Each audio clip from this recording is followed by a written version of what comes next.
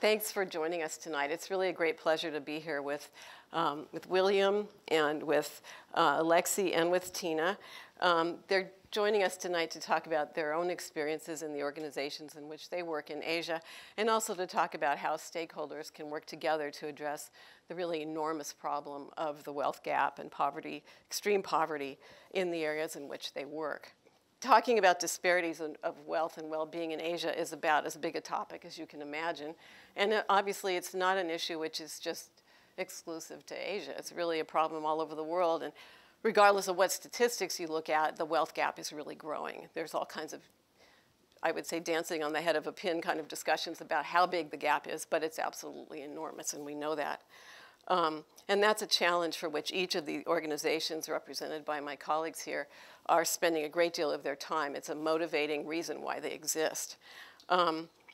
Each of them has a track record of many successful interventions, whether it be working at the very grassroots level on village services or trying to figure out how to work in an area where there are disasters to prevent disasters from even creating greater poverty and helping to deal with disasters after they happen so that people don't suffer as much as they might, or really working with local communities on leadership development and training. There's a whole wealth of experience that each of them brings to us. And being international, they bring special resources and connections and insights that local organizations don't have. So even though we can see that in many countries in Asia, there's a great deal of experience and knowledge and expertise among non-government organizations and other parts of civil society, there's still a really important role for international organizations.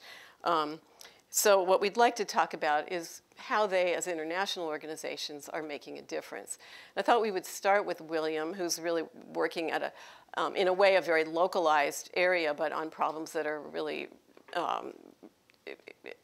found everywhere in the world. So William, working with the Karen Hill tribes, can you just talk about interventions that have really made a difference that you're seeing today?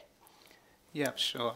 So to give a bit of background about what we do, the Karen Hill Tribes Trust has been running in various forms, starting as a locally run organization for 30 years now. And we work in Mae Hong Son, which is Thailand's poorest province. The first and #1 project we started with is water. And I think that while we take the view that the community should state the most important goal and support them with that, it has been water, and I expect water to be common across a lot of organizations. So the Karen living in Thailand are a lesser known group than the Karen living across the border in Burma. It's created an interesting situation for us in which we're quite small, but one of the only organizations operating in the province. So the main project we do is drinking water and sanitation. The first project was in 1987, and we have been running a similar kind of scheme for the last 30 years, and we've since added a project with access to water for agriculture and some education work as well. So my personal interest in this comes from, I first went out to Thailand in 2006 as a volunteer. One of the things that has sustained our organization actually has been involvement of internationals, mainly starting from the UK, but students, I went as a student, or companies who go and work side by side with the people who are delivering the projects. And I think that my next experience was working for a larger organization. I worked with the United Nations in East Timor, and there were many things the United Nations was doing. But when it comes to community development, I did notice that across the board, one of the challenges in East Timor was that priorities were decided outside the country, and when it got to the ground, there was a lot of money, but it wasn't really participated in by the local staff. And I remembered this project in the mountains of Thailand, and I got back in touch, and they needed a new director at that time. So it was that's my involvement, and the thing that's made a difference, I think, really is two things. Having a project like access to water, which is essential for any development. So we've managed to put in water for 60,000 people since '87, which is about half of the people in need in the province. But most importantly for me is that every project has been designed by the people in the community. And each project involves 30 to 40 people. So even when we went as a volunteer, you might have 10 of you sort of doing your best to help, but there's also 30, 40 local people working and building the water system, which kind of looks like a pipeline starting in the mountains and coming down to the village. And because it's a pipeline it's gravity fed, there's no electricity needed at all. And so over the years, we find these projects are sustained for up to 20 years. So my real interest in running the organization is firstly, how much we can do in Thailand to help a group who are, I'd say, largely ignored by the international aid community because they don't fall into a crisis point. They're not technically refugees, and yet they have a lot of needs. But mainly because it promotes a sort of sustainable development approach, which I think, despite the challenges that we face with, as Suzanne mentions, with income inequality, and certainly in the UK, the challenges to the sector as a whole, issues with governance across the sector with the recent issue through Oxfam and others that's brought things to light, I think there's a lot of room for positive energy as well. And what we're now working on doing is trying to put data against all of the projects that we're delivering. So we've reached 60,000 people, but also we're collecting the statistics on the disease reduction and so on. So I hope that with other organisations that are here tonight, that there's a lot of cause for hope as well as amongst the challenges there are. Thank you. Alexi, let's turn to you. You have a very different model, and Give to Asia actually channels money, primarily from the United States, to organizations in Asia. And very often a donor thinks they know what the answer is and has a very good idea. And we're all emotionally attached to issues, and we get very involved. And so sometimes when you're an organization like Give to Asia, it's very hard to be able to say, well, I know, they know what the problems are, and they have a much better understanding, but the donor wants to do something that they think is the right thing, which is all very well-meaning, but sometimes it's not as appropriate. And as we heard from William, having the communities design a program that they themselves feel they need and can benefit from probably has a much better chance of having an impact and being sustained. And so maybe, Alexi, you could talk a little bit about how you've been able to educate donors and channel money so that it can be really effectively used, whether it's for disaster or something that you think is really relevant. Mm-hmm. Thank you, Suzanne. So I work for Give to Asia.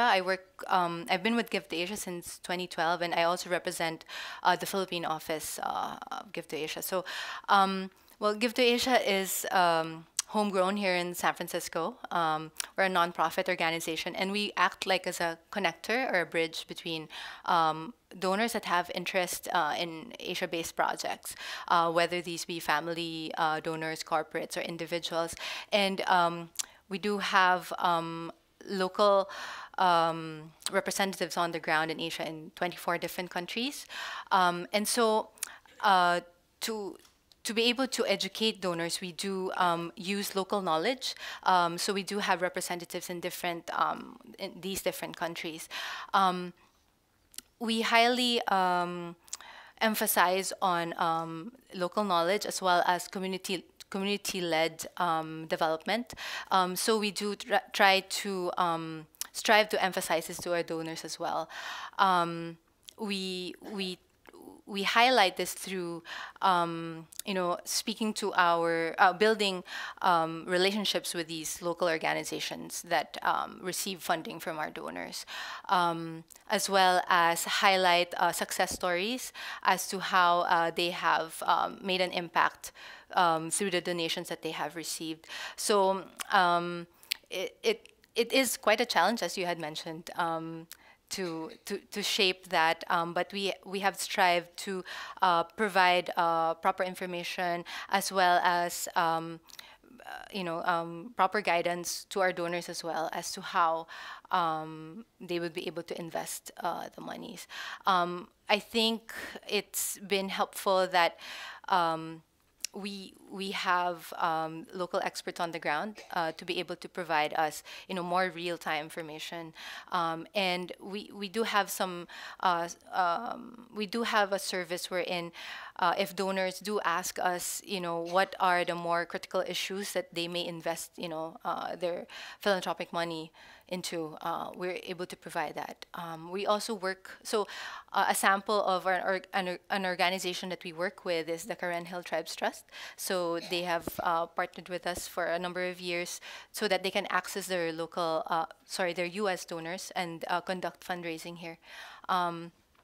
And so for each grantee organization that works with Give to Asia, we do due diligence to ensure proper governance and financial handling of these donations. So we work, it's expertise, I guess, on both ways. We try to shape donors and in a sense also shape grantees into being better beneficiaries for these kinds of philanthropic monies. Thank you. Tina, the organization you work for is called, you lead, is called READ. And you might think that's just about literacy, but actually READ stands for Rural Education and Development. And the mission is to empower rural communities, which empowerment is seen as a really critical way of addressing poverty. And I really like the tagline for the organization, which is inspiring rural prosperity. So it's a really affirming kind of a mission. And so I think it would be useful to hear from your perspective, Tina, an example of how you've really inspired prosperity at a local level where prosperity means something very different from what it means in Silicon Valley. Right, okay, thank you. And thanks for pointing out that read doesn't mean reading, because we get that assumption a lot. So my organization works in Nepal, India, and Bhutan. We've actually been around for 26 years. We are based here in San Francisco. In the last 10 years, we expanded. We were initially just in Nepal, and then we expanded into India and then Bhutan. I'm going to focus on India because I think that was the idea, was that the wealth chasm is actually so great in India. So India currently has 1.3 billion people. About 30% of them are living below the poverty line, and about 80% of those people are in rural areas. So we're really focused on the rural areas because that's really where there's a lack of educational opportunities, economic opportunities, and where you see gender bias, which is far worse than what you would see in most urban areas in India. So our model is partnering with rural communities to create what we call READ centers, which are community library and resource centers that are community owned, community managed. It's what you might typically think of as a library, in that it's a building that has several rooms. One of the rooms has lots of books in it. There's also a computer section with free access to the internet and computer trainings. We have a children's section, so there's colorful children's book and educational toys. There's usually a separate section for women because a lot of the women in the communities we work in have not been to school. They feel a little bit uncomfortable when they first start coming into a library, so it's important for them to have a safe space where they can meet with each other and start accessing informal education like literacy classes. And then for every center that we establish in partnership with the community, we work with them to establish at least one business, which we call a sustaining enterprise, so that there is an income stream and they know from the beginning there's a way for them to actually support this infrastructure in the community moving forward. And then through a variety of different partnerships and based on what each community needs, we offer a variety of different programs and services. So we might run agricultural programs. We work in a lot of farming communities, so there's a lot of agricultural programs, health programming. We do a lot of women's leadership development, youth development, technology skilling. It really sort of runs the gamut depending on what the community needs.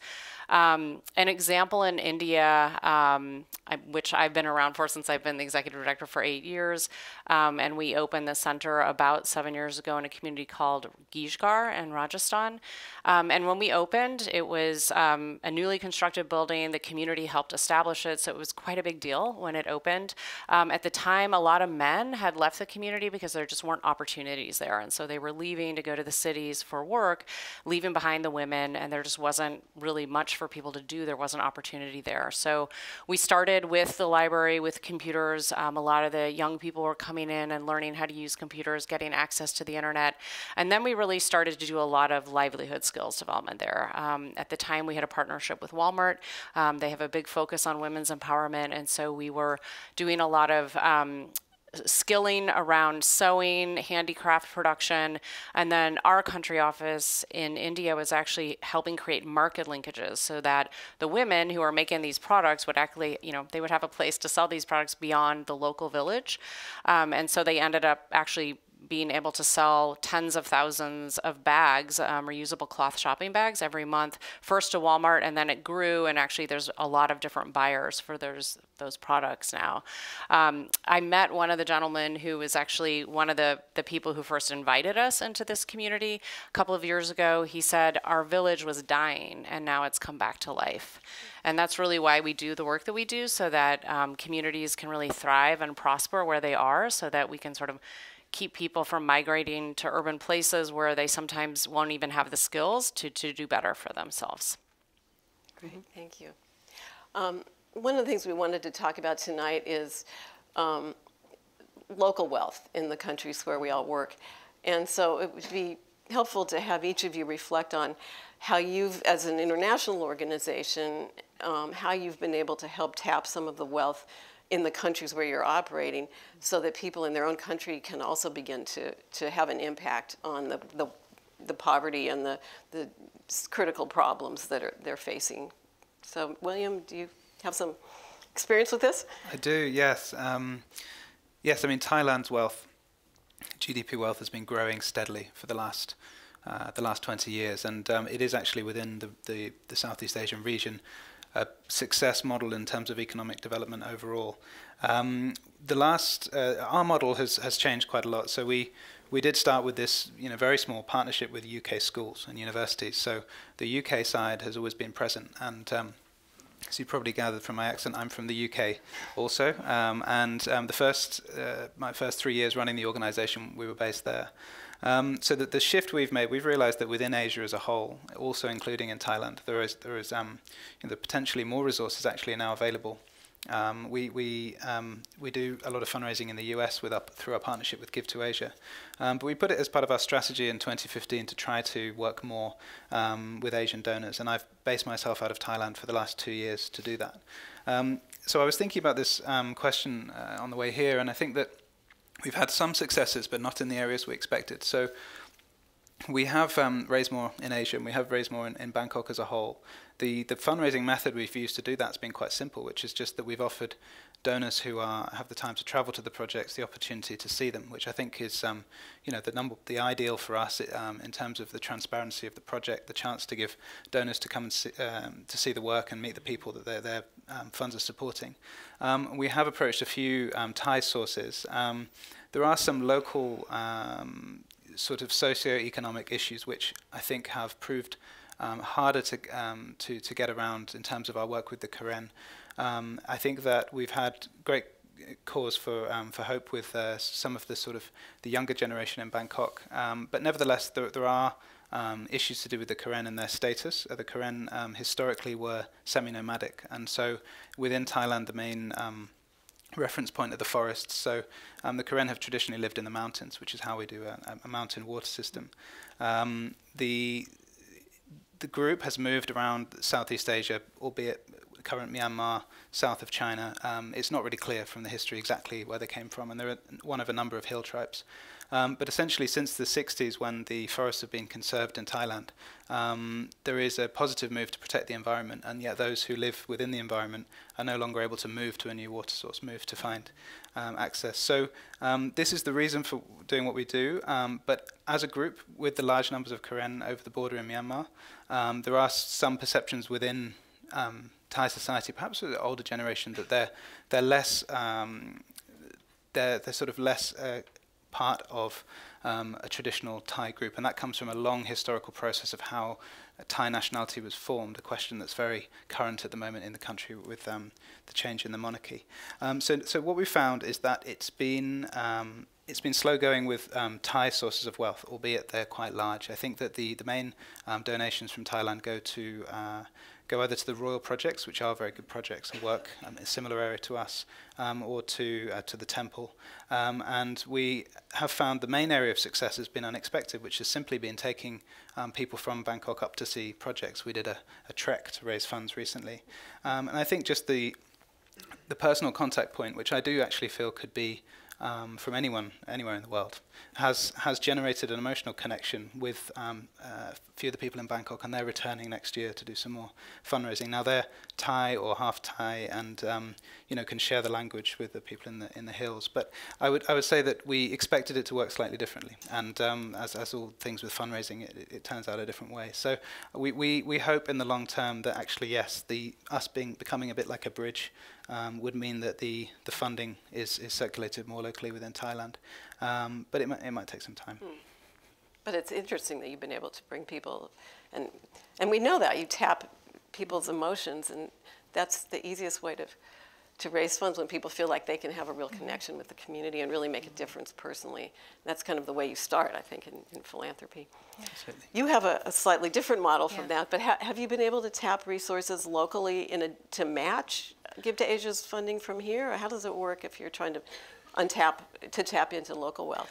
Well, traditionally, Give to Asia works with U.S. donors, right? So we haven't had that much experience in tapping the actual local wealth, with Give to Asia work. But what I've noticed in the past few years, in terms of that, sort of indirectly, like we've seen, like when disaster strikes, as you said in our orientation, that's when there's high donor interest to support the cause. So, like for example, in recent disasters in Nepal, we've had like China-based donors giving through Give to Asia for a Nepal project. So I think that's one of the first times that has occurred as well. So the source is within Asia, a more wealthy nation giving to a disaster in another area. But with the Philippine context, maybe to indirectly answer the question, we've been able to tap, like say, Filipino Americans that have a connection to the communities back home. And this is largely also happening with disasters. As you know, remittances by our overseas Filipino workers around the world have kept the Philippine economy afloat for a many number of years. We've been able to tap into Filipino-American donations, especially during Typhoon Haiyan, wherein they've supported their own communities in the path of destruction, so to speak. To say, for example, we've built 4 classrooms in different areas in these disaster areas as well, and they came from a Filipino-American group here in San Francisco. Also, regionally, I've also seen this trend, like for example, Taiwanese Americans giving back to their university in Taiwan. So in a way, it's local. Because they've found, these donors that are now based in the U.S. Find, connections still back home. Mm-hmm. So, and we've been able to facilitate that. That's great. Yeah. Yeah, I think, Tina, you have the most extensive experience actually in tapping into local resources. We were talking earlier, and maybe you could tell us a little bit about the kind of funding streams that have developed, which are really impressive. Yeah, and I'll start with the corporate, because that's actually the most significant source of our funding right now, and then I'll talk a little bit about individuals in the country and how we've worked with them. So a few years ago, the government of India passed a CSR law, corporate and social responsibility, so that companies are now required, if they're above a certain profit threshold, they're required to report out on their charitable giving, and the expectation is they're going to give 2% of their annual profits to charity around certain, areas that are sort of accepted charitable giving areas. And as a result of that, almost all of our work at this point in India is actually funded by companies within India. So it's the big, mostly the multinational companies, but it's the India arm of those multinationals. So we're working with Accenture, we work with Walmart, Caterpillar, Amazon, Adobe, Oracle.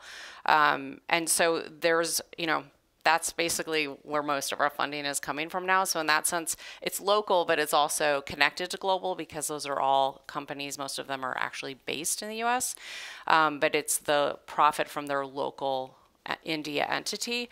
And then on top of that, it's not just the grants that they give, but a lot of the times they're actually their employees are getting involved in our work as well. So for example, Accenture, through their Skills to Succeed program, we've done a ton of work empowering women, and they've actually given us a lot of pro bono consulting support to help us think through the enterprises that we're launching for those women. And that's helped us a lot because our team, I mean, they're super committed and dedicated, but they don't have a ton of experience launching countrywide enterprises. And so working with Accenture has been really helpful in that regard. I would say in regards to individual donors, in India, we don't really do retail fundraising from individuals, but what we do is partner in communities. Oftentimes it'll be one person who has a home in that community that they are no longer using. They've maybe migrated to Delhi or some other big city, and so they actually want to see that home be put to good use, and they'll actually donate the home so that it can be converted into a REIT center. And when that happens, it's just really important for us that the whole community will see this as theirs, even though it's in the home of a family that's already there. So then we really need to work to make sure that the community's bought into this and that they're going to see this as their own resource. Yeah. Right. Now we have some questions, and I would encourage you to find the blue cards on your chair if you have a question. Here's a question that I think is really important we haven't really gotten into, and that is the role of governments. Are governments taking an active role? How do they, are they recognizing the wealth gap? And from your experience, it could be a local government or it could be, national government. Have any of you seen productive roles for government in trying to address the wealth gap? And this is for anybody. Go ahead. Yeah, I could pick. I mean, I have a lot of discussions with our local staff about the government, and I think it is important in Thailand to distinguish between, I know in all countries, between the different strands of government.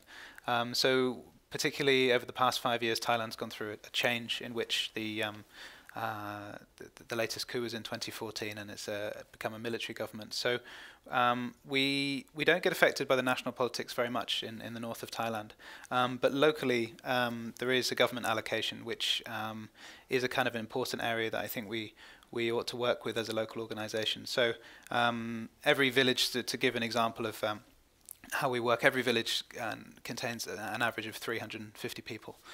So back in '87, it might have been 60 or 70 people, and the larger Karen villages are larger than that still. And through projects, we find that even if it's a drinking water project, there is an economic improvement in the village for the time saved collecting water. We also have an agriculture program, and there's time saved there. And the opportunity for Karen, because all the Karen we work with also are Thai, they have Thai ID, the opportunity for them to move out of the single cycle of subsistence farming means that we do find that some villages are actually getting representation in the local government. And the villages have a traditional leader, sometimes two, a spiritual leader and then a nominated headman of the village, and sometimes they're also in a local government position as well. So the best sort of very local level examples we've seen of government involvement have been that quite literally when we're doing a project, we've requested that the village that has representation can seek out, say, the sand and gravel for the concrete, and it's just a local level collaboration, which is very good to see. The other thing is that when projects come to sometimes have an issue and need repair, because we aim for sustainability, but there's sometimes issues, especially with the extreme weather. We have requests, and we don't always respond by seeking funding for that village. Sometimes we actually, and I found this out interestingly, not through my own initiative, but through the local staff just doing this naturally, by them pointing the head of the village towards the local government to seek the resources themselves, effectively encouraging them to lobby. And latterly, I mentioned the coup because prior to that, we had actually thought that one of our staff members who's been working with us for a number of years might actually seek representation outside of local government with the national government, which would leave us with an interesting question in terms of how we run ourselves locally. But I think in the broad scheme of things, it would be very good for the Karen people if they could have an MP. So I feel that from our size of organisation, we don't have connection with national government, who have a number of different priorities to deal with. The latest thing is just the pressure on when the next election is going to be. But from the local level up, I think we try and do as much as we can. Mm-hmm. Yeah, I think it's always really important in terms of sustainability for the government to feel that it has a stake in what's going on, and it's not some external force parachuting in. And it sounds like, for the kind of work that you're doing, the local government ought to be very pleased to have you there. Yeah. We do consult them with every project, and we also sort of run a scheme. We don't go with a logo. We kind of keep our cars plain, and we don't want to raise the expectations too much. But besides, when I take a donor, I act as a a connection point. But we're essentially Karen facing at the local level. In your case? Well, for the Philippines, I think I'd like to focus on education. Yeah. It's always been an issue, and in the past, I think 2-3 years, the Department of Education has been able to roll out a new basic education program, which is the K-12, Kinder to grade 12 program that has been rolled out nationwide. And we've had our first set of graduates under this program just this year. And I was reading an article. So that rollout was met with a lot of adversity, and a lot of, there were a lot of challenges in rolling this out, in having, from the private sector having to shift a lot of the programming. And if there were difficulties in the private sector, what more in the public sector, and for the public schools to catch up. But I've seen also so there were some interviews that were done from the first graduates, and just like an example of that is, I think the program enables what's his ability for high school graduates to be able to work, to get a job, and that more public schools are who are using this program right now are enabled to produce graduates that are for the workforce. And I think that helps in helping poorer families for their workforce family members to increase, because they'll be able to find more jobs, and hopefully not having to migrate to urban areas. So, like, for example, the report I was reading was about a beach area in Batangas, for example. So they would have graduates that go through, I think, a business administration track that will be able to help save the resorts in that area. And so, interns there will be able to get a job in these resorts. And, the local school made partnerships with these local resorts. So that's just a microcosm, but I'm hoping that that is reflective of the program, or at least that's the end vision of the program, and having a more robust, or at least more enabled local workforce in the provinces. So yeah, not without the requirement of them going to urban areas right away. Yeah. What's your experience working with governments? We haven't worked that much directly with the national government, but what I will say is that there's definitely a lot of resources right now being put into what are sort of the key, most urgent issues in India, which would be the education system, youth employability, livelihood skilling. Empowerment of women and girls is definitely, there's still a dire need for that in India. So the government itself is doing a lot, but I think it also realizes it can't do everything. It's an incredibly huge country, and it's just a massive problem. So public-private partnerships are becoming very common. And I would say even the CSR law that I mentioned earlier, that's one thing the government has done that's actually really almost forcing companies to make sure that the money that they're spending is actually truly benefiting people. Because what happens every year is the corporations have to report out, and the government body that looks over that, they can look at the spending and say, nope, that wasn't actually for education. That was something that benefited you and your business. And so that can't count as CSR. It's actually got to be something that's truly having an impact and doing it in an area that's been identified as a priority by the government. So in that sense, while it's been a little complicated, because the law every year, I think companies learn a little bit more about what's going to count and what's not going to count. It's just made companies take it very seriously in a way that they really probably, some of them weren't before. Yeah, that was really controversial when it was first announced, and there's been a lot of skepticism. But I think finding more and more success stories about how it's working could be really beneficial across the world, actually. Yeah.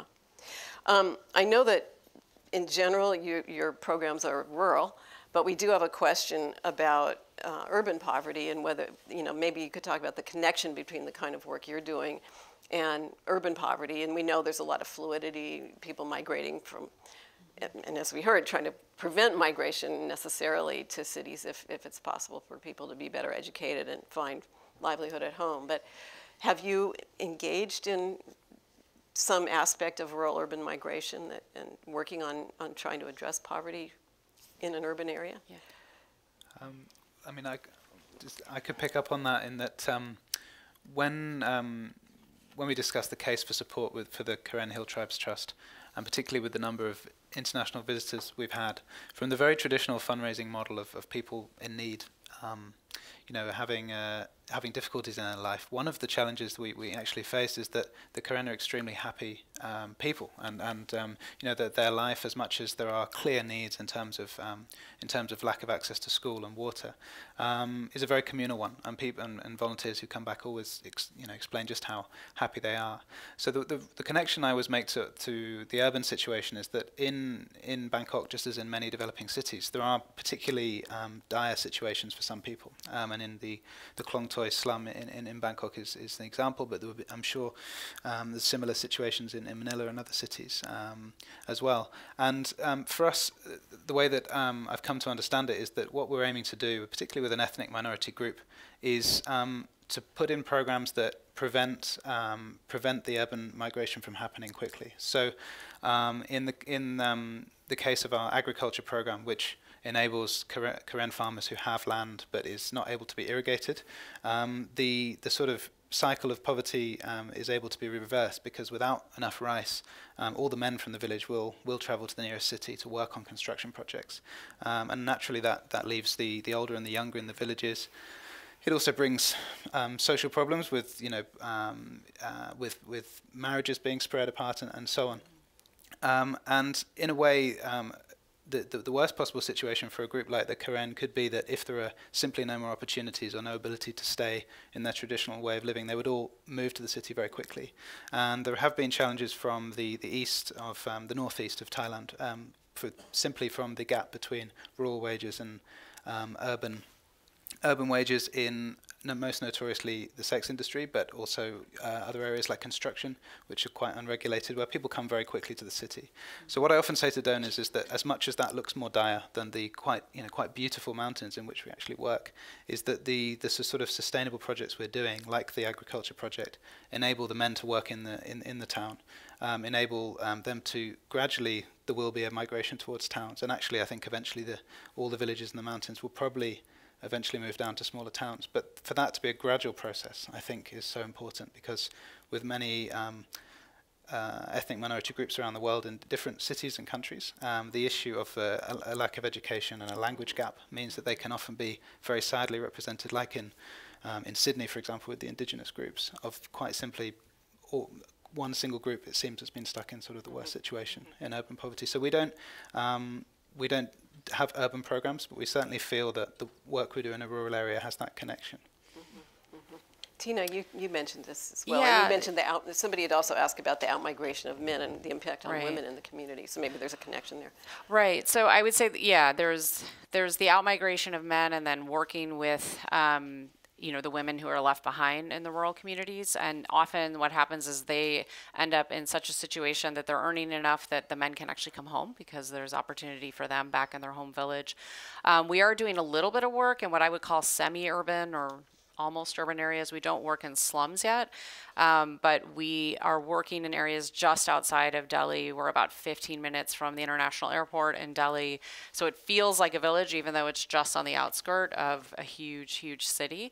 And some of those centers have seasonal workers coming. So the wife might be there because the husband's there to work, but she doesn't have anything to do. So we're supporting those communities as well. We are in conversations right now with a foundation that's interested in our model, potentially bringing it to Ulaanbaatar in Mongolia, which is a formerly nomadic people that are now living in much closer proximity to each other. And one of the issues there is that there's not actually even a word for community in the local language. And so, all of a sudden you have people living next to each other who don't know what it means to live in community. And one of the things we've seen with our work is that having this Reed Center and having it be owned and managed by the community, and the whole community is deciding how it's going to serve them, it creates what we call community cohesion or social trust. And so we're interested and we're exploring right now whether we think that model can work in a more urban area as well. Great. Yeah.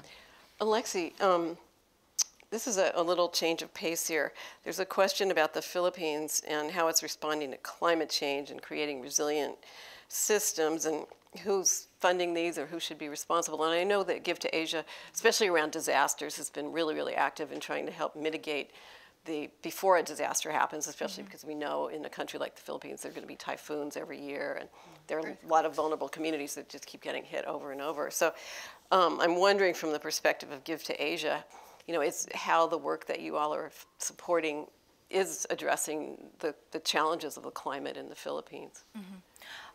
So we do have a disaster program as well at Give to Asia. So we try to focus on organizations that are community based, that have experience and have expertise in responding to disasters on the community level. And we try to emphasize that there would be there is significant impact in working with these communities when we are talking to donors that are interested in funding such programs. In terms of what the Philippines is doing, from my experience and listening into discussions of local communities and community organizations, like for example in the local level and the barangay level, or local government level, village level rather, there has been a assignment of funding, for example, a certain percentage of their funding to go to disaster preparedness programs.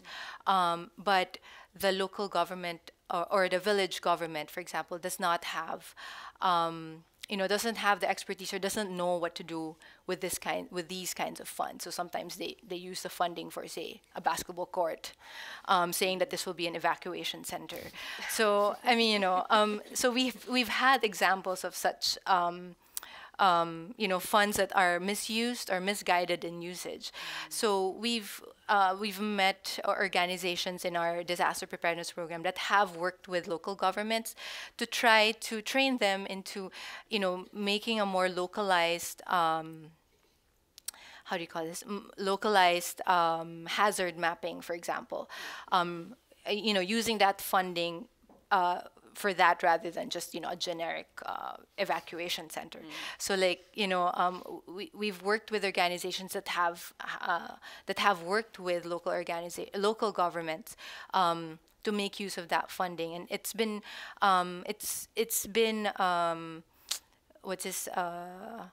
a good experience for these local governments, from what we've heard from the sharings from our partners, that they're learning this because some of their hazard maps, for example, are very dated or are from the other village, for example, they just copied. So a lot of this needs to still be done. We've only talked to, say, for an organization, for example, that's based in Batangas, again, around the Taal volcano. So they've been working with communities there that, that has a perspective on, say, a volcanic eruption. So that's different from, say, a flood, So we're hoping to see more partners or more organizations that is doing this kind of work. So just that, the government can also have a stake in that. So, yeah. So this is a question that gives us another change of pace here, and it's the inevitable question about the biggest player in the region, and that's China. So the person who asked the question asks how local communities can maintain their sovereignty while still tapping into the wealth that China is bringing in, both in terms of the philanthropy, which is really expanding tremendously out of China, both philanthropy that's being used within China, but also China increasingly is going abroad, and its philanthropy is being spread throughout the region. But also, as we know, massive investments in infrastructure and construction and all kinds of other development. So have any of you experienced, or the communities that you work with, experienced Chinese investment directly or indirectly? Is this something that affects your work yet, or it probably will in some way if it isn't already? I would say less for me. Less for me. I don't know if anyone else wants to pick it up. As I mentioned earlier, in a recent the recent Nepal earthquake, if I'm not mistaken, was picked up by a Chinese-based partner, and they have, I believe, it's rehabilitation, post-earthquake in Nepal. So we're hoping to see more of that happening.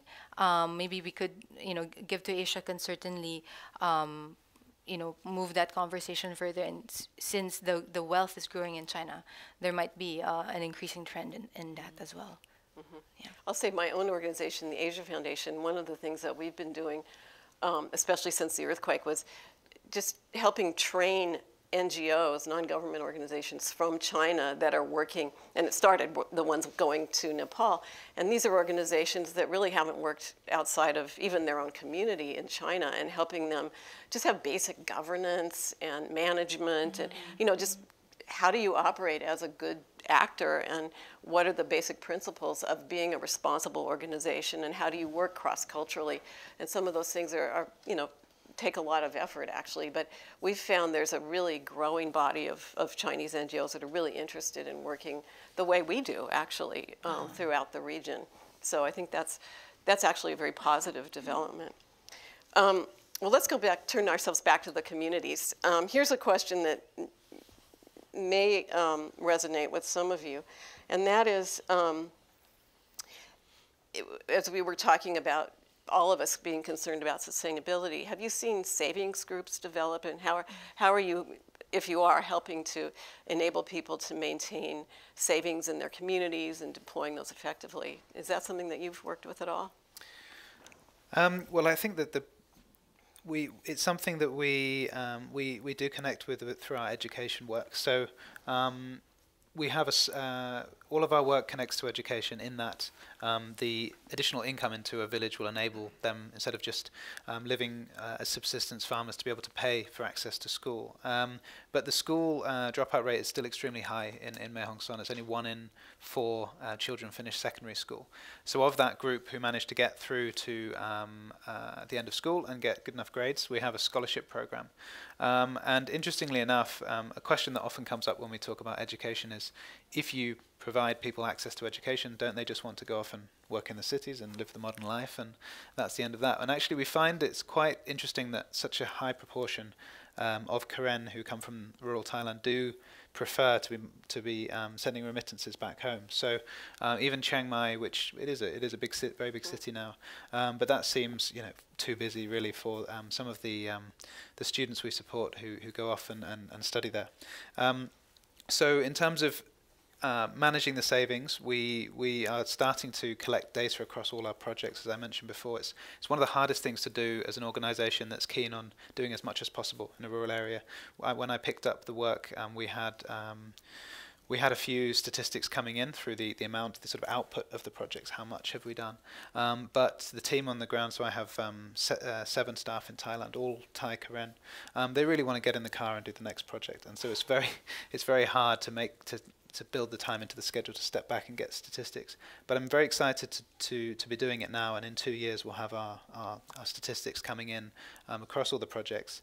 Right now we get a lot of qualitative data in terms of interviewing the students, and we find that there really is an appetite for sending remittances back, whether financial remittances or coming back from university and working as teachers or dentists or doctors in the local area. So I think that we work at basically mainly on basic needs and infrastructure projects. So we don't have as much, we don't have experience in microfinance, for example, which I know is an excellent area in development.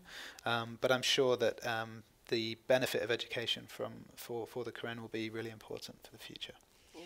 Have you had any experience supporting any kind of microfinance or savings groups? Yeah. Yes, we do. Give to Asia has had that. Like we work with an organization in the Philippines. The name escapes me right now, but it's really a revolving fund for savings, for microfinance. What I do remember also is, well, indirectly on savings is social entrepreneurship. So like we have a current program right now with a grantee in the Philippines that works with women that manage community stores called Sari Sari stores. So which is it's a basic store of, you know, in the community. So this group tries to remove the middleman from the equation, because the stores provide you know, basic commodities, but they usually go through distributorships and therefore take in you know, much of their capital. So this group tries to remove the middleman and provides, you know, training for them to do savings and to do proper business planning as well. We're also working with a similar group, but with vegetable plantations up in the up north, and basically working with farmers as well, with the same concept of you know, removing the middleman and which is training on social entrepreneurship and business skills. And you've probably had a lot of experience. Reed, so for us in Nepal, actually we have 66 centers in Nepal, and about half of them right now actually have microcredit institutions in them. And that actually started from the community. The women started forming savings cooperatives, and then they got big enough, they were making loans that they actually had to register as microcredit organizations. So this wasn't something that was our idea, but now that it's become so common, it's really become part of our program for women's empowerment. And then in India, it's not formally microcredit. We do have savings groups that are happening at a lot of the centers. And then I would say at a sort of a community level, because we have these sustaining enterprises that are attached to each center, they're actually saving on a community level as well. So for instance, the center that I had talked about earlier in Rajasthan, the center in Gijgar, they've saved something like $40,000 over the last few years through the sale of those bags that the women are making. So they have quite an endowment for the Reed Center now. Oh, that's great. Yeah. So we have two questions that I'm going to link together, and probably our last question before we close for the radio audience. Somebody's asking about how you can have grant applications simplified so small organizations are able to attract funding from the outside, I think is the intent of the question. And then someone else is asking us about social media and connecting with donors. And we know that social media doesn't just connect donors at a high level, so I wonder if we could connect those. And are any of you working with social media, and is social media a way, because we know everybody has even a flip phone, right? Is there any way that that's helping to bring in new resources, especially for smaller organizations that might not otherwise be able to attract funding? Is this something that we'll just go across the group here. Yes, well, we do use social media at the Karen Hill Tribes Trust, and we've actually found recently that we think our social media is slightly outperforming our website, in that, you know, the benefit of it is you can put up content so easily. I think that because we're quite low resource in terms of communications staff, we probably could do more, and I've certainly been told that I need to get on Twitter and start using that more. I've tried to avoid it, but I mean, in terms of the instant contact and the ability to profile what you're doing, which I think again is important for reasons of transparency within the sector, for reasons to keep up, you know, not things in the news oughtn't to just be the negative stories about aid. But in terms of donor connection, I think that social media for us is a bridge to meet somebody. It doesn't necessarily bring in donations directly. We have found anyway that online marketing as a fundraising tool is a specific skill, and certainly in the UK until recently quite a large proportion of donations still came nationally through the post, which is perhaps quite UK focused, but as an organisation we have to be careful how much we invest in time in social media, but I think it's a great resource. And in terms of the first question, we work with a range of different donors. We don't work at government level, but we've started working more with the corporate sector, as I know Tina has had a lot of success. And one of the great benefits for us is the practical approach that most corporate foundations have in terms of length of reports, for example. So my wife also works in development, and she works with the European Union and that level of donor. And she has sort of 45-page reports to write on a regular basis, and she's got a brilliant job on paper, but it's so difficult to get out of the office. And I think that in terms of the way grant processes work for us, ideally, tough grant processes and multiple rounds are fine. But I think that the quite simply the paperwork capacity within small organizations, if you want to keep your programs effective, has to be kept low. And it is true that there are certain levels of donor, however high the amount of income you could access, that it's not worth going to, because otherwise you'd have to hire a new team of staff in order to do the reports. Yeah, I agree with William that it is indeed a resource, not necessarily for donations, but I think a lot of peer-to-peer learning. So from my work at Give to Asia, I see that at least in the Asian context, the Asian organizations are quite active in social media. Philippine social media, capital of the world, supposedly too. So there's a lot of connections being made through that platform, and it certainly could be used further, at least for, I think, peer-to-peer learning. I think that a lot of organizations can learn from each other in terms of fundraising, for example, and using those kinds of connections to be able to learn or also connect with like organizations, and perhaps compare how to do governance, for example, or how to tackle certain issues, how to work with government. So I think definitely it is a resource that could be tapped. Definitely. How about with Reed? Yeah, so I would say to some degree, I agree that social media, it can be time consuming and you never really know if you're getting a return on investment. One story that happened about three or 4 years ago, we had created a video sharing the story of a woman named Chuna Devi in one of our centers in Nepal, and it's an incredible story. I've probably watched it 40 times. Every time I watch it, I start to cry just because I know the woman. She's incredible. And it went kind of viral right around the New Year. It got picked up by Upworthy.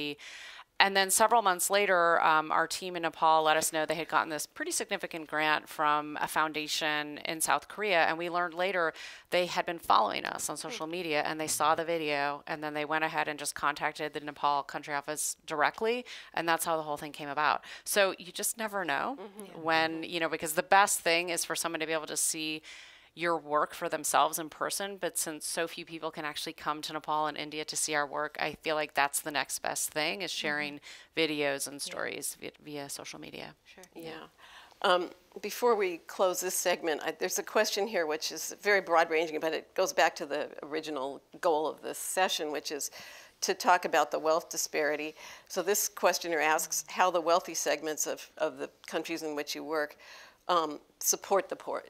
How are they supporting the poorest? Is philanthropy the way they're getting at supporting the poorest? Are they supporting the poorest? Or maybe just one example quickly from each of you where you've seen wealth really being transferred to address poverty. Well, from an example from Thailand, I alluded earlier to the royal projects. It's interesting that, as I've said, one of the fundraising challenges in Thailand is that there are certain places people give, and one of them is royal projects, another one is the temple. But the king's projects, which are now carried out mainly by the princess, actually are the only example really of projects that have reached as rural areas as we have. So we have cars that go off for 8 hours off the main road to villages, and albeit coming in by helicopter and different methods because of the terrible roads, we've seen schools being built right on the border. And so I think it's also important to point out, when I talked earlier about the connection with the Thai government, there is some development work being done right now, especially in these projects, also in access to internet. So the internet coverage is extremely good, which brings some benefits with it. But yes, interestingly enough, with the royal family and all the changes it's going through in Thailand, I really hope that those royal projects will continue, because they're actually very, very focused in the rural areas. And King Rama IX, who's recently passed away, was very focused on keeping water up in the hills, on irrigation, and actually there is a link with what we're doing. So perhaps that's the route to more connections to the wealthy part of Thai society in the future. Yeah. I think for the Philippines, it could be said that the wealthy is quite, at least those that are active in philanthropy, are quite aware of issues surrounding education. So a lot of the funding does go to support different kinds or different aspects of education, whether it's classroom building, scholarships, or accelerator programs, for example, supporting the K-12 shift, and there's still a lot to be done in the Philippines. I mean, being our archipelago, I mean, there are a lot of far-flung areas. There are a lot of children that don't have access to education. They don't, you know, they still walk to school. They still take the boat to school. So I could see like a lot of corporate funding that goes to some aspect of education. So at least there's that high awareness, and there's always something to do in terms of education in the Philippines. So so I would like to see that trend increase. Yeah. Yeah, and I would say in India, it's still, while there is extreme wealth, I would say that individual philanthropy is still fairly new. It's a young industry there. What we see a lot of is people wanting to give back to their home villages. You know, people there are a lot of people who came from villages that are now doing quite well. So that's the kind of philanthropy we're seeing. I think the idea of just, you know, a lot of individual giving has really yet to take hold in India. So there's a lot of potential there. Okay, we're going to close this segment, but please don't go away. We're going to open up the floor for discussion in a minute, but I'd like to first thank our panelists for our radio listeners, and I'd like you all to just give them a round of applause and thanks for their contributions.